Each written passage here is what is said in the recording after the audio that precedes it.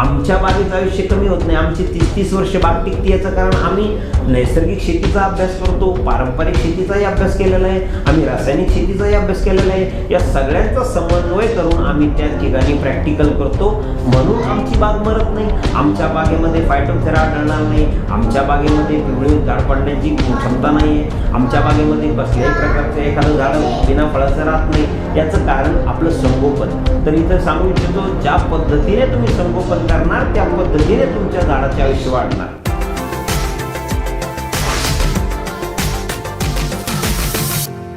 नमस्कार शेतकरी मित्रांनो, मी राजेंद्र भोसले. मराठी फर्स्ट या यूट्यूब चॅनलवरती आपलं सर्वांचं स्वागत. मित्रांनो, आज माझ्यासोबत महाराष्ट्रभर गाजलेले आणि प्रसिद्ध असलेले मोसंबी पिकाचे तज्ज्ञ रवींद्र भानुसे सर आहेत. आज आपण त्यांच्यासोबत चर्चा करणार आहोत मोसंबी फळ लागवडीविषयी, मोसंबी फळ पिकावर येणारे रोगांविषयी, मोसंबी पिकाच्या खत व्यवस्थापनाविषयी. चला तर जाणून घेऊया आज त्यांच्याकडनं मोसंबी फळ पीक लागवडी संदर्भात माहिती. नमस्कार, मी रवींद्र भानुसे. आत्ता सरांनी विचारल्याप्रमाणे की सध्या मोसंबी फळबागेला पहिल्यासारखी बहरधारणा होत नाही, यावर काय कारण आणि काय उपाय.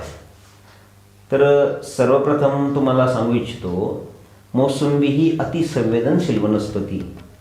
बदलत्या पर्यावरणाचा, बदलत्या वातावरणाचा मोसंबीवर खूप परिणाम जाणवतो, इतर पिकांपेक्षा लवकर जाणवतो. तर बघा, सगळ्यात पहिले आपल्याला जाणून घ्यायचं की मोसंबीला फळं किंवा फुलं ही कसल्या कंडिशनमध्ये लागतात आणि कशा प्रमाणात लागतात. तर नैसर्गिकरित्या जसं की 12- थंडी किंवा 43+ तापमान वातावरणामध्ये जोपर्यंत निर्माण होत नाही तोपर्यंत मोसंबी ही विश्रांती घेत नाही. मग आता अलीकडे थंडीचं प्रमाण हे कमी झाल्या कारणामुळं मोसंबीचं झाड हे विश्रांतीमध्ये जात नाही किंवा विश्रांती घेत नाही. तर विश्रांती घेणं म्हणजे काय, जसं की मोसंबी किंवा कुठल्याही वनस्पतीमध्ये शुगर निर्मिती ही जी प्रोसेस असते, ही जी पद्धत असते, आपण त्याला साखर निर्मिती म्हणतो, ही एनी टाईम, ही प्रत्येक वेळी चालू असते. तर जोपर्यंत मोसंबीची साखर निर्मिती ही बंद होत नाही, म्हणजेच झाड ते विश्रांती घेत नाही, तोपर्यंत झाडामध्ये स्टोरेज, आपण जे म्हणतो स्टोरेज, ते तयार होत नाही. तर मग ज्यावेळेस स्टोरेज तयार होत नाही अशा वेळेस मोसंबीला ही बहरधारणा किंवा फुलधारणा ज्याला आपण म्हणतो ती कमी होते. मग याच्यासाठी गरजेचं काय की वातावरणामध्ये 12- थंडी किंवा 43+ तापमान हे आपल्याला वर्षातून किमान 25 ते 30 दिवस असायलाच पाहिजे, जेणेकरून सुप्तावस्थेमध्ये जसं की विश्रांती अवस्थेमध्ये मोसंबीच्या झाडामध्ये जे कर्ब आपण म्हणतो, जे न्यूट्रिशन पानामध्ये स्टोअर झालेलं असतं या विश्रांतीच्या दरम्यान, ते जोपर्यंत त्याच्या शरीरामध्ये रिव्हर्स स्प्रेड होणार नाही, त्याच्या काडीमध्ये जोपर्यंत येणार नाही तोपर्यंत मोसंबीमध्ये फुलधारणा ही व्यवस्थित होत नाही. मग आता ही रिव्हर्स क्रिया काय, जसं की झाड विश्रांती घेत असताना झाडाच्या पानामध्ये जे न्यूट्रिशन साचलेलं असतं ते न्यूट्रिशन काडीमध्ये येणं, याला आपण रिव्हर्स क्रिया म्हणतो. जसं की उदाहरणार्थ आपण 2 दिवस जेवण केलं नाही, त्याचा अर्थ असा नाही की आपण मरणार, कारण आपल्या शरीरामध्ये जे रिझर्व न्यूट्रिशन असतं ते आपले शरीर आपल्याला जगवण्यासाठी मदत करतं. त्याच पद्धतीनं ज्यावेळेस झाडाच्या पानामध्ये न्यूट्रिशन जमा असलेलं असतं ते विश्रांती दरम्यान काडीमध्ये जमा होतं, आणि ज्यावेळेस विश्रांती संपणार म्हणजे ऊन पडणार, वातावरणामध्ये उष्णता निर्माण होणार, अशा वेळेस त्या साठलेल्या स्टोरेजचं रूपांतर हे भविष्यात फुलामध्ये होतं. मग अलीकडे पर्यावरणाच्या असमतोलामुळं जो प्रॉब्लेम निर्माण झाला तो प्रॉब्लेम दूर करण्यासाठी आपण या नैसर्गिक पद्धतीपेक्षा आपण कृत्रिम पद्धतीने या विषयावर मात करू शकतो. तर ती कशी, जसं की नैसर्गिक पद्धतीनं फळधारणा होते तर ते या पद्धतीमध्ये अनिश्चितता असते. जसं की तुमच्या झाडामध्ये स्टोरेज तयार झालं का, किती प्रमाणात झालं, जमिनीमध्ये तुमच्या न्यूट्रिशन अवेलेबल होतं का, या पद्धतीमध्ये जशी अनिश्चितता असते तशी या कृत्रिम पद्धतीमध्ये निश्चितता असते. जसं की शेणखत बघा, शेणखतामध्ये तुम्हाला मॅग्नेशियम सापडणार, लोह सापडणार, नायट्रोजन सापडणार, फॉस्फरस सापडणार, पोटॅश सापडणार वगैरे वगैरे, परंतु त्याचं प्रमाण हे अनिश्चित स्वरूपात असतं. तेच आपल्या रसायन खतामध्ये निश्चित प्रमाणात कंपनीद्वारे त्याचे प्रमाण निश्चित केलेलं असतं. जसं की 10-26 मध्ये 10% नायट्रोजन, 26% फॉस्फरस, 26% पोटॅश. तर या पद्धतीमध्ये निश्चितता कशी, जसं की तुम्ही चिलेटेड फॉर्ममधले फर्स्ट मायक्रोन्यूट्रंट, सेकंडरी मायक्रोन्यूट्रंट आणि मायक्रोन्यूट्रंट याचा आपण ज्या विश्रांती दरम्यान स्प्रे करतो किंवा फवारणी करतो, तर या फवारणीच्या माध्यमातून न्यूट्रिशन आपण झाडामध्ये व्यवस्थितरित्या देतो किंवा त्याच्यामध्ये साठवतो आणि याचा फायदा आपल्याला भविष्यात फळधारणेसाठी होतो. ही आपली कृत्रिम पद्धत, आणि या कृत्रिम पद्धतीमुळं आपल्या झाडाची क्वालिटी आपल्याला उत्तम प्रकारची ठेवून त्या झाडापासून अपेक्षित फळधारणाही करता येते. हा यावरील एकमेव उपाय. हे झालं आता फळधारणेविषयी. आता खताच्या मात्रा नेमक्या कशा कशा द्याव्या? हे बघा, खताच्या मात्रा देताना आपल्याला परिस्थितीनुसार खताची मात्रा द्यावी लागते. जसं की सर्वप्रथम आपल्याला मोसंबीला रेस्ट पिरियडमध्ये, ज्यावेळेस मोसंबी ही विश्रांती घेणार याच्या अगोदर ऑक्टोबर पूर्ण महिना आपल्याला झाडांना 18-46 त्याच्यासोबत मायक्रोन्यूट्रिएंट अशी खत मात्रा देऊन आपल्याला झाडाला पाणी देऊन झाडाला सशक्त बनवावं लागतं. 18-46 आणि मायक्रोन्यूट्रिएंट हेच का, जसं की 18-46 हा जो ग्रेड असतो तो झाडामध्ये रोगप्रतिकारशक्ती निर्माण करण्याचं काम करतो आणि मायक्रोन्यूट्रिएंट झाडाची जी तुमच्या संपूर्ण मायक्रोन्यूट्रिएंट प्लस 18-46 यामुळे तुमच्या झाडाची ओव्हरऑल कंडिशन टिकवली जाते, जेणेकरून भविष्यामध्ये झाडाला फळधारणा करताना कुठल्याही गोष्टीची अडचण येऊ नये. जसं की आता एक उदाहरण द्यायचं ठरलं तर आपल्याला एखाद्या पहिलवानाला कुस्ती लढायची आणि पहिलवान हा 4-5 दिवसांनी उपवाशी, त्याच्या पोटामध्ये अन्नाचं कण नाही, तर जसा तो लढू शकत नाही. आणि जसं की वर्षभर शाळेत न जाता डायरेक्टली आपण पेपरला गेलो, जसं की एक्झामला गेलो, तर मग एक्झाममध्ये काय लिहिणार आणि कुस्तीच्या दिवशी पैलवान काय लढणार, तर हे सगळं अवलंबून असतं त्याच्या अगोदरच्या कार्यपद्धतीवर. तर त्याच पद्धतीनं आपल्याला भविष्यातली फळधारणा जर चांगली करायची असेल तर आपल्याला रेस्ट पिरियडमध्ये, विश्रांती दरम्यान आपल्याला खत पूर्तता ही झाडाला करणं गरजेचे असते. मग ही रेस्ट पिरियडमधली झाली. मग आता ज्यावेळेस आपण झाडाची विश्रांती दरम्यान आपण झाडांना जो स्टोरेज तयार करतो आणि विश्रांती संपल्यानंतर आपण झाडाला जो मिश्र खताचा जो डोस देतो, तर यामध्ये आपण सेंद्रिय खत, त्यामध्ये जैविक खत आणि रासायनिक खत या तिन्हीचा समन्वय म्हणजे याला आपण मिश्र खते म्हणतो. तर मिश्र खते देत असताना प्रति झाड 15 ते 20 किलो शेणखत, त्याच्यासोबत आपल्याला रसायन खताची मात्रा जसं की 12-32-16, त्याच्यानंतर तुमचं सेकंडरी मायक्रोन्यूट्रंट जसं की कॅल्शियम, मॅग्नेशियम आणि सल्फर, आणि त्याच्यानंतर मायक्रोन्यूट्रंट जसं की मिश्र खत देताना आपण प्रति झाड 15 ते 20 किलो शेणखत देतो, त्याच्यासोबत 12-32-16 फर्स्ट मायक्रोन्यूट्रंट. सेकंडरी मायक्रोन्यूट्रंटमध्ये जसं तुमचं कॅल्शियम, मॅग्नेशियम आणि सल्फर असणार, आणि मायक्रोन्यूट्रंट जसं की copper sulphate, magnesium sulphate, zinc sulphate, molybdenum आणि फेरस सल्फेट. तर या मात्रा आपण मिश्र खतासोबत देतो. आता यानंतर जसं की आपल्या फुलावस्थेमध्ये, मुख्य करून फुलावस्थेमध्ये 22 प्लस आपण ZNB जसं की झिंक आणि बोरॉन देतो, जेणेकरून फुलं उमलण्यासाठी जे लागणारं झिंक आणि बोरॉनची अधिकतर मात्रा पाहिजे असते. तर अशा वेळेस आपण चिलेटेड स्प्रेद्वारे ती मात्रता दूर करून व्यवस्थित फुलं फुलण्यासाठी प्रेरित करतो असंही म्हणता येईल.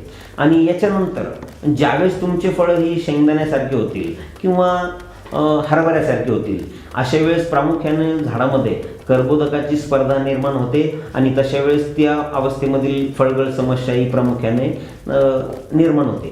तर मग अशा वेळेस आपण 13-0-45 म्हणजे की पोटॅशियम नायट्रेट, तर पोटॅशियम नायट्रेट प्रति 500 झाडाला आपण 5 किलो ठिबकद्वारे देऊन आपण या फळगळीपासून सुटका मिळवतो. आणि ज्या कंडिशनला जसं की सुपारीसारख्या अवस्थेमध्ये जी फळगळ होती आणि तिचं शास्त्रीय कारण असं की त्यावेळेस जानेवारी फेब्रुवारी महिना असतो आणि त्यावेळेस उन्हाचं प्रमाण वाढत जातं, नायट्रोजन वातावरणातलं ऑलरेडी त्यावेळेस कमी कमी होत जाणार आणि झाडामध्ये नायट्रोजनची कमतरता निर्माण होऊन आपली ती फळगळ म्हणजे सुपारीसारखी फळगळ होते. तर अशा वेळेस आम्ही प्रति 15 दिवसाच्या अंतराने 100 ग्रॅम प्रति झाड, 120 ग्रॅम आणि 150 ग्रॅम असा 3 वेळेस प्रति झाड युरिया देऊन ही जी नत्र स्थिरीकरणाच्या अभावी होणारी जी फळगळ असते ती थांबवतो. आता याच्यानंतर असं की ज्यावेळेस तुमचे फळं ही 50 ग्रॅम प्लस होणार त्यावेळेस आम्ही 10-26-26 आता 10-26-26 हा जो ग्रेड आहे हा फळाची प्रत सुधारण्याचं काम करतो. जसं की मी आताच बोललो तुम्हाला 1846 हा झाडाची रोगप्रतिकार शक्ती निर्माण करतो, 1919 हा झाडाची ओव्हरऑल वाढ करण्याचं काम करतो, तुमचं 05234 असेल, 027 असेल हे तुमच्या झाडामध्ये स्टोरेज तयार करण्याचं काम करता, 10-26-26 हे फळाची प्रत सुधारण्याचं काम करता, 12-61 हे हा ग्रेड तुमच्या फुटवे काढण्यासाठी मदत करतो, 13-045 हा ग्रेड तुमचा झाडाची पेशी संरचना मल्टिप्लाय करण्याचं काम करतो, 0050 हा फळांना रंग आणि फळाचा आकार वाढवण्याचं काम करतो. तर सेम त्याच पद्धतीनं जसं की 12-32-16 हा फुलकळी व्यवस्थित बाहेर पडावी यासाठी उपयोगी पडतो. तर याच्यासाठी की 50 प्लस ज्यावेळेस मोसंबीची फळं होतील 50 ग्रॅम प्लस त्यावेळेस आपण 10-26-26 वापरतो आणि फळाची प्रत आणि फळाची साईज सुधारण्याची मदत करतो. तर ह्या परिस्थितीनुसार आपण खत नियोजनामध्ये चेंजेस करतो. आता हे झालं खत नियोजनाचं, परंतु मला एक प्रश्न असा विचारायचा आहे, खत नियोजन चांगलं केलं परंतु असे काही वातावरणात रोग तयार होतात की त्यामुळे खताचं नियोजन चांगलं करून सुद्धा मोसंबी फळ पीक हे चांगलं येत नाही, यावरती काय सांगाल? जसं की मी आत्तापर्यंत शेतकऱ्यांना सांगत होतो, तुमची 50 लाखाचं जरी वाहन असेल परंतु त्याच्या टायरमध्ये जी 2 रुपयाची हवा असते ही जरी आपण लेस केली किंवा हवा नसेल तर ती गाडी चालणार नाही. याला आपण काय म्हणणार, असंतुलन. तर आपल्या बागेमध्ये तुमचं खत नियोजन जरी प्रॉपर पद्धतीनं झालं, तुमचं पाणी नियोजनही प्रॉपर पद्धतीनं झालं, परंतु वातावरणाच्या असमतोलामुळं मोसंबी फळपिकावर येणारे जे प्रॉब्लेम्स त्याच्यामध्ये मुख्य करून दमट वातावरणामुळं तुमच्या फायटोप्थेरा प्रजातीचा प्रॉब्लेम येतो, त्याच्यानंतर तुमच्या टिस्टीच्या प्रजातीचा प्रॉब्लेम येणार, त्याच्यामध्ये तुमच्या ग्रेनिंग जीवाणूचा सुद्धा प्रॉब्लेम येणार, त्याच्यामध्ये तुमचा जो आपला कोलिटिटिकम बुरशी असते तिचा सुद्धा प्रॉब्लेम येतो. परंतु अशा वेळेस शेतकऱ्यांनी हतबल न होता याच्यावर शास्त्रीय उपाय योजना आहेत. आता त्या कशा, जसं की ग्रेनिंग जीवाणूसाठी आपण ग्रेनिंग जीवाणू म्हणजे बघा, जसं की मोसंबीचं जे देठ असतं तर मोसंबीची देठ वाळून त्याला आपण मगरी म्हणतो, आपले शेतकरी वर्ग मगरी या नावाने ओळखतो त्याला. तर मगरीसाठी जसं की ग्रीनिंग जीवाणूसाठी आपल्याकडे पोटॅशियम नायट्रेट, जिब्रेलिक ॲसिड आणि युरिया याचं मिश्रण करून आपण त्याचे फवारण्या करतो आणि त्यापासून सुटका मिळतो. त्याच पद्धतीनं फायटोप्थेरा प्रजातीचा जर प्रॉब्लेम असेल तर आपण फोस्टिल एल, मेटॅलायझिल किंवा मिफिनो अशा संजीवकाचा वापर करून त्या बुरशीपासून सुद्धा सुटका मिळतो. आणि जी कोलिटिकम बुरशीमुळे जी तुमची फळगळ होती तर यासाठी आपण 22 प्लस त्याच्यामध्ये आपण कुठल्याही प्रकारचे न्यूट्रिएंट जसं की तुमचं मायक्रोन्यूट्रंट या दोन्हीचं कॉम्बिनेशन करून आपण स्प्रे देऊन कोलिटिकम बुरशीपासून सुद्धा सुटका मिळवत येते आपल्याला. तर अशा पद्धतीने बदलत्या पर्यावरणाशी लढून आपल्याला मोसंबीचं पीक हे कमी खर्चामध्ये आणि कमी श्रमामध्ये काढता येतं. आता एक प्रमुख प्रश्न असा की मोसंबी कुठल्या जमिनीत घ्यावी, मोसंबीसाठी कुठल्या जमिनीची निवड करावी? बहुतेक काळी भुईची जमीन असते किंवा काही ठिकाणी मुरमाड जमीन असते, काही ठिकाणी लाल जमीन असते. मग अशा कुठल्याही जमिनीमध्ये मोसंबी पीक येतं का, की काय विशेष प्रकारची जमीन हवी? अत्यंत चांगला प्रश्न विचारला. हे बघा, निसर्गामध्ये भौगोलिक परिस्थितीनुसार निसर्गाची रचना झालेली आपल्या सर्वांना माहीत आहे. जसं की डोंगर भागामध्ये येणारे क्रॉप वेगळे, समुद्रामध्ये येणाऱ्या वनस्पती वेगळ्या, राजस्थानच्या वाळवंटामध्ये येणाऱ्या वेगळ्या, बर्फामध्ये येणाऱ्या वेगळ्या. तर मोसंबी हे सिट्रस फ्रूट आहे, याला थंड उष्ण वातावरणाची गरज असते. तर यासाठी जमिनीचा प्रकार हा जो आहे तर मोसंबीला लागवड करताना उत्तम पाणी निचरा होणारी तसेच पाणी न पकडणारी चोपन चिबाड आणि मुक्त चुन्याचं प्रमाण हे 10% अधिक नसलेली जमीन ही निवडावी लागते. आणि ज्या जमिनीमध्ये आपल्याला मोसंबीची लागवड करायची आहे त्या जमिनीमध्ये मातीचा थर हा कमीत कमी 1.5 फूट असणं गरजेचं. अन्यथा मोसंबीची लागवड करू नये. कारण जे मोसंबीसाठी न्यूट्रिशन लागणार, मोसंबीसाठी जे न्यूट्रिशन प्लस पाणी टिकावून ठेवण्याची जी क्षमता म्हणणार आपण, ही त्या 1 फुटामध्ये किंवा अर्ध्या फूट मातीमध्ये राहत नाही असं मला वाटतं. आता अजून एक प्रश्न नेहमी विचारला जातो मोसंबीच्या संदर्भात, तो म्हणजे की मोसंबीचं पाणी व्यवस्थापन कसं करायचं. तुम्ही मगाशी सांगितलं की असं ऐकलंय की मोसंबीला जास्तीचं पाणी लागतं, कारण मोसंबीच्या फळामध्ये पाण्याचा अंश हा जास्त असतो. तर हा समज बरोबर आहे का, मोसंबी पिकाला हे जास्त पाणी लागतं? हां, तर हाही प्रश्न अत्यंत महत्त्वाचा आहे शेतकरी वर्गांसाठी. मोसंबी फळ पिकाला, मोसंबी बागेला पाणी नियोजन करत असताना बदलत्या पर्यावरणानुसार आणि जमिनीच्या प्रकारानुसार पाणी नियोजनामध्ये बदल होतो. आता जसं की जमिनीच्या प्रकारापैकी जे 3 प्रकार आपण शेतकऱ्यांकडून ऐकतो, मध्यम स्वरूपाची जमीन, भारी जमीन आणि हलकी जमीन, अशा जमिनीच्या प्रकारानुसार पाणी नियोजनात 100% बदल होतो. परंतु शेतकऱ्यांना जाणून घेणं गरजेचं की हा जो जमिनीचा प्रकार पडतात, हे जे 3 प्रकार सांगितले मी, तर हे जमिनीचे प्रकार हे त्या जमिनीच्या वस्तुमानानुसार पडत नाही. हे जे जमिनीचे प्रकार मी बोललो हे त्या जमिनीच्या वस्तुमानानुसार नसून या जमिनीची जी गुणवत्ता आहे ती त्या मातीमध्ये असलेल्या अणुरेणू आणि दगडांच्या संख्येवर अवलंबून असते. जसं की भारीची जमीन म्हणजे काय? भारीची जमीन म्हणजे ज्या एकूण 1 किलो मातीच्या वजनापैकी ज्या जमिनीमध्ये मातीच्या अणुरेणूंची संख्या ही त्या मातीमध्ये असलेल्या दगडाच्या संख्येपेक्षा अधिक असते तिला भारीची जमीन म्हटल्या जाते. मग जिथे अणुरेणूची संख्या जास्त मातीच्या, त्या जमिनीमध्ये न्यूट्रिशन आणि पाणी साठवून ठेवण्याची क्षमता ही दुसऱ्या जमिनीपेक्षा जास्त असते, म्हणून तिला आपण भारीची जमीन म्हणतो. आता मध्यम स्वरूपाची जमीन, मध्यम स्वरूपाची जमीन म्हणजे कशी, ज्या एकूण 1 किलो मातीच्या वजनापैकी 50% दगडाचं प्रमाण आणि 50% ह्या त्या मातीमध्ये असलेल्या अणुरेणूचं प्रमाण हे दर्शवतं त्या मातीची गुणवत्ता. बरोबर. जसं की हलकी स्वरूपाची.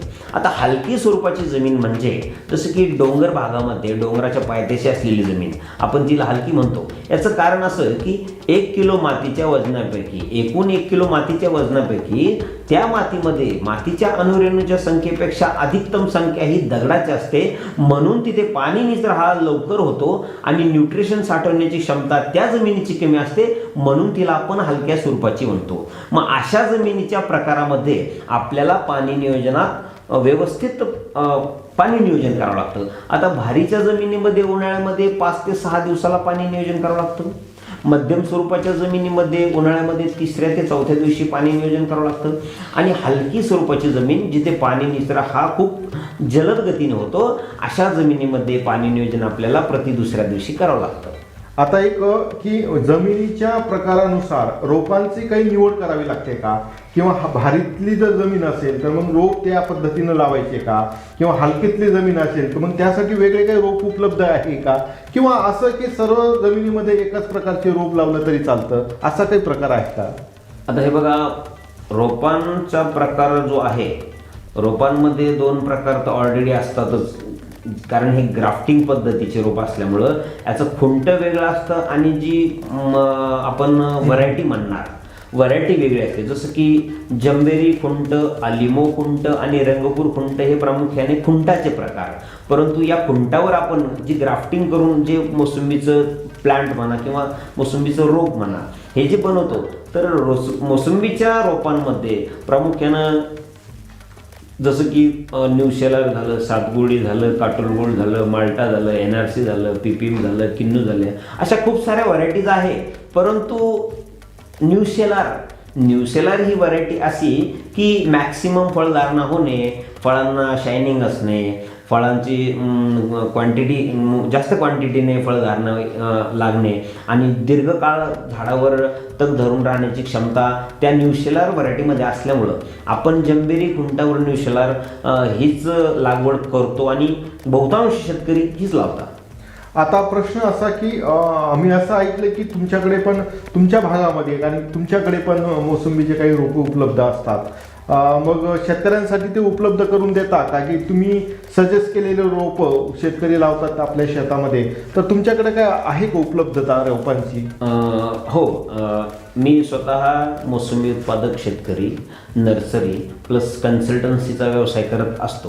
तर माझ्याकडे नर्सरी आहे आणि आमच्याकडे जंबेरी खुंटावर न्यू शेलरच आम्ही ठेवतो आणि तेच ठेवणार. याचं कारणही असं की जंबेरी खुंटावर न्यू शेलार असं जर आपण वाण निवडलं तर आर्थिकदृष्ट्या उत्पन्न देतंय आणि या रोपांची वाढण्याची क्षमता आणि फळधारणा होण्याची क्षमता ही इतर रोपांपेक्षा अधिक आहे असं आम्ही जाणवलं. म्हणून आम्ही इतरांना सुद्धा जंबेरी खुंटावर न्यू शेलार रेकमेंड करतो. परंतु शेतकरी हे आपापल्या पद्धतीने रोपं घेऊ शकतात. अजून एक प्रश्न, महत्त्वाचा प्रश्न आपण मागे ठेवलाय, तो म्हणजे मोसंबी पिकाची लागवड कशी करावी, किती अंतरावर करावी? काही 20x20च्या अंतरावर करायचं असं आपल्याला सांगितलं जातं किंवा काही एकरी पद्धतीनं मोसंबी लागवड करण्याचे सांगतात. तर नेमकी मोसंबी पिकाची लागवड कशी करावी? खूप खूप महत्त्वाचा प्रश्न विचारला असं मला वाटतंय. कारण आजकाल जे यूट्यूबवरती, आता मी प्रत्यक्ष कोणाचं तर नाव घेऊ शकत नाही, परंतु यूट्यूबवरती काही बरेचसे जे व्हिडिओज बघून आमच्याकडे पण घन लागवडीची मागणी लोकांची आली तर आम्ही त्यांना साफ नकार दिला. कारण जास्त रोपं विकून अर्थप्राप्ती करणं हा आमचा उद्देश नाही आहे. तर मोसंबी असो किंवा अदर कुठलंही क्रॉप असो तर अंतर हे खूप महत्त्वाचं ठरलं जातं. शेती करत असताना ज्यांना अंतराचं महत्त्व कळलं त्याच शेतकऱ्यांना हे उत्पन्न अपेक्षित मिळतं असं मला वाटतं. जसं की 4x20, कुणी सांगणार 4x15. तर मी तुम्हाला थोडंसं या विषयावर विश्लेषण करून जरी बोललो तरी वाईट होणार नाही असं मला वाटतं. कारण हा खूप मोठा अभ्यास आहे. 4x20 म्हणा किंवा 4x10 म्हणा, ही लागवड चुकीची आणि सरळ चुकीची. तर ही कशी, थोडंसं तुम्हाला मी क्लिअरली जाणून घ्या अशी विनंती करतो. मोसंबी ही तुमची रुंदपर्णी वृक्ष आहे. जसं की निसर्गामध्ये 3 प्रकारचे वृक्ष आढळतात: रुंदपर्णी, वेलवर्गीय आणि सूचीपर्णी. सूचीपर्णी वृक्ष हे उंच जातं, सरळ जातं, हे सर्वांना माहीत आहे. जसं की अशोकाचं झाड असेल, निलगिरीचं असेल, क्रिसमस ट्री असेल किंवा मग तुमचं सागा असेल, हे याचा नियम असा आहे की यांनी सरळ जाणे. रुंदपर्णीचा नियम असा की खोडापासून 4ही बाजूंना सारखं वाढणे.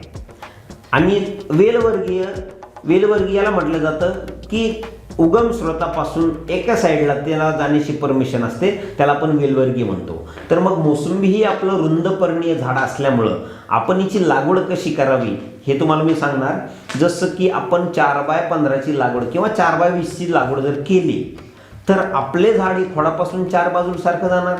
मग 4चं अंतर हे मिळणार, 20चं अंतर मिळणार नाही. मग काही शेतकऱ्यांनी सांगितलं आम्हाला नाही सर 20चं अंतर सुद्धा मिळतं. मग मी त्यांना बोललो की 20चं अंतर मिळणं म्हणजे काय, झाड हे तुमचं वन साईड जास्त वाढलं. मग मला सांगा, झाड जर एका साईडनं एका बाजूनं जर जास्त वाढणार असेल तर मला सांगा आमच्या पैठण तालुक्यातली झाडं अंबड तालुक्यात गेली नसती का? आणि तुमचे जे बंधाऱ्याच्या कडीची झाडं असतात, शेवटचे लास्टची जी गल्ली असती, मग ती इतरांच्या शेतात गेली नसती का?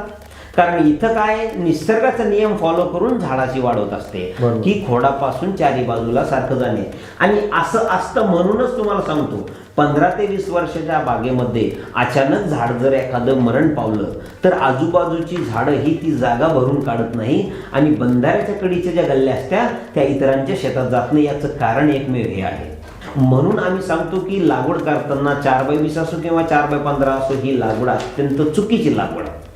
अजून एक गोष्ट, झाडाला माल लागणे हे डिपेंड करतं त्याच्या जमिनीच्या व्यासावर किंवा झाडाच्या व्यासावर. मग झाड कसं वाढणार जसं की तुम्ही 20-22 लागवड करा, 400 स्क्वेअर फुटाचं झाड होणार. मग झाडामध्ये 400 स्क्वेअर फुटात ज्यावेळेस झाड बनणार तर सूत्र असं आहे, 4 फळाच्या संगोपनाला 1 स्क्वेअर फूट जागा, हजारो मुळ्यांनी शेकडो पानसंख्येची गरज असते. त्या सूत्रानुसार त्याला फळधारणा होत असते. बरं, असं नसतं झालं तर मग एक बाईकच्या कुंडीमध्ये मोसंबीचं झाड लावून 50 किलो माल काढता आला असता. बरोबर. तर असं होत नाही. याचं कारण असं की ज्यावेळेस तुम्ही 20-22 लागवड करणार, 400 स्क्वेअर फूट जागा ते घेणार, 400 स्क्वेअर फुटाचा व्यास त्याचा होणार. मग 400 स्क्वेअर फुटाचा व्यास झाल्याच्या नंतर या सूत्रानुसार त्याला 1600 फळधारणा होणार. 1600 गुणिले 250 करा, कारण 250 ग्रॅम मोसंबी फळ बनते. मग 1600 गुणिले 250 ज्यावेळेस करतो आपण त्यावेळेस 3.5 क्विंटल माल देण्याचा दावेदार आहे. 20-22चं अंतर आहे. 15x15 लागवड करताना 225 स्क्वेअर फुटाचं झाड बनतंय. या सूत्रानुसार त्याला 1000 फळधारणा होते. 1000 गुणिले 250 करा, 2.5 क्विंटल माल देण्याचं दावेदार आहे. 15x15चं अंतर आहे. आणि 10x10 लागवड करा. 10x10 लागवड करताना 100 स्क्वेअर फुटाचं झाड बनणार. या सूत्रानुसार त्याला 400 फळं लागणार.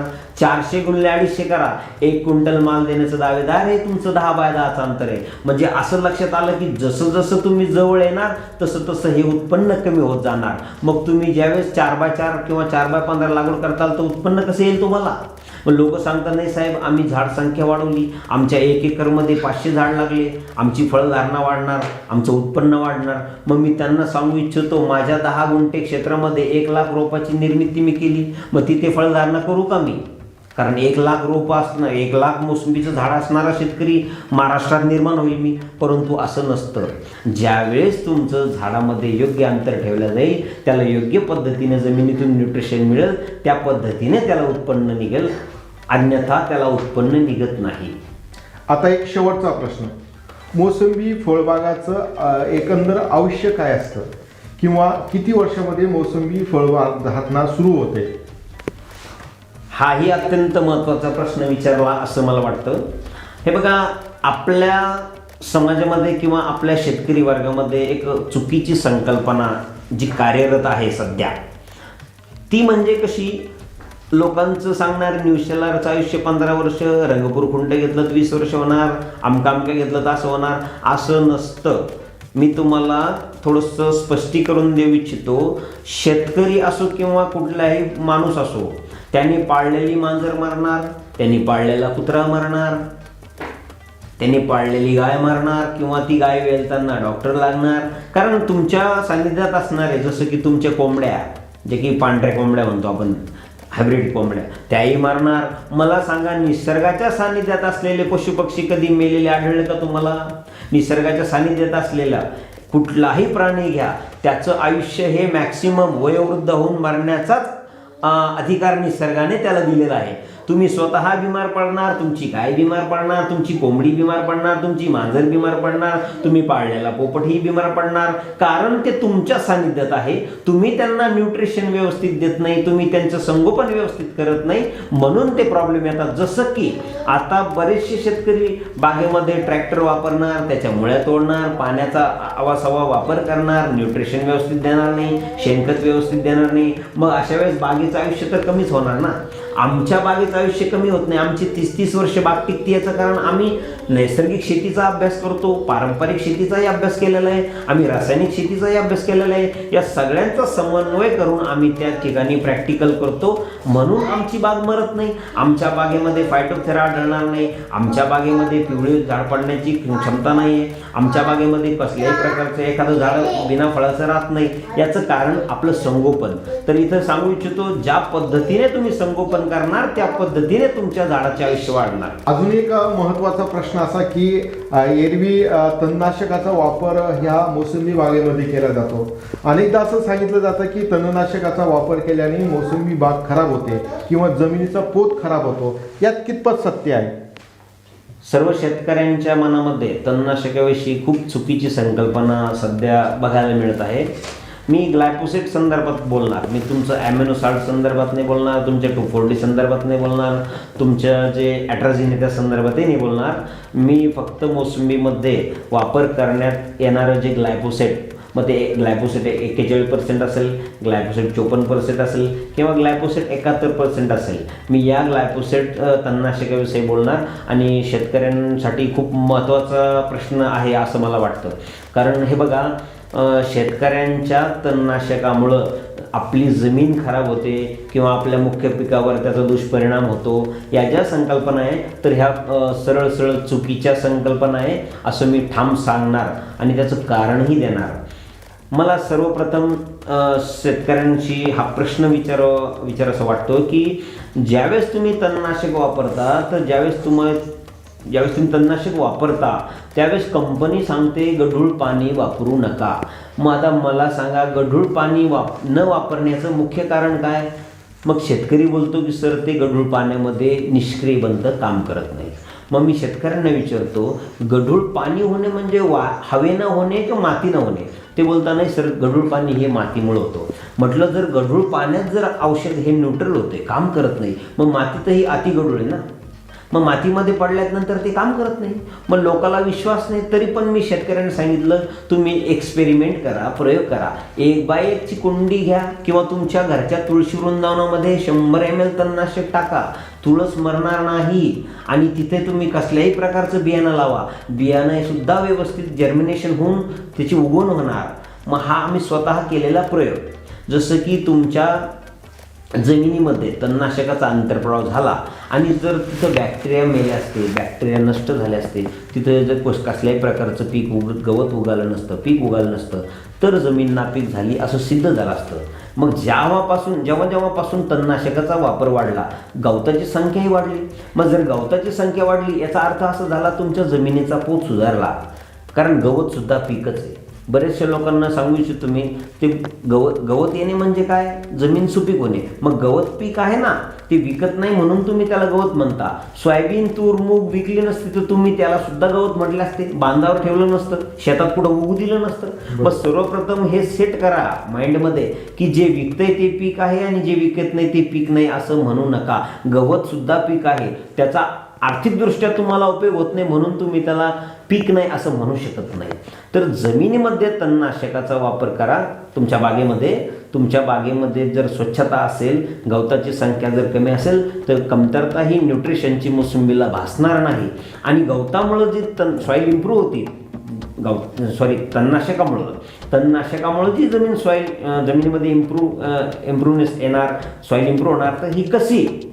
तर तुम्हाला सर्वांना माहीत असेल, या निसर्गामध्ये पूर्वी जे सजीव होते नंतर मृत झाले, या प्रत्येक अवशेषांचे, यांच्या प्रत्येक प्राण्यांच्या किंवा वनस्पतींच्या अवशेषांचं विघटन करण्यासाठी बॅक्टेरिया झालं, इन्सेक्ट झालं, हे हजारो वर्षापासून कार्यरत आहे. मग आता मला सांगा, ज्या तणनाशकाचा वापर करून तुम्ही जे गवत वाळवलं, ज्या गवताचं डिकम्पोज होणार आहे, त्याचं विघटन होणार आहे, मग जर त्या गवताचं विघटन होण्यासाठी त्या जमिनीमध्ये तुमचे इन्सेक्ट वाढणार, बॅक्टेरियाज वाढणार, तर हे दर्शवतं की तुमच्या जमिनीमध्ये न्यूट्रिशनचं प्रमाण वाढणार. कारण तुम्हाला सर्वांना अजून मी सांगू इच्छितो की झाडांना न्यूट्रिशन जे मिळतंय ते बॅक्टेरियामुळं मिळतं. झाड हे तुमच्या रसायन खत खात नाही, शेणखत खात नसून, जैविक खत खात नसून, त्याचं विघटन जोपर्यंत बॅक्टेरियाच्या माध्यमातून होणार नाही आणि बॅक्टेरियाचं मलमूत्र जोपर्यंत तुमच्या जमिनीमध्ये साचणार नाही तोपर्यंत झाडाला न्यूट्रिशन हे मिळणार नाही. याचं उदाहरण देतो मी तुम्हाला जिवंत.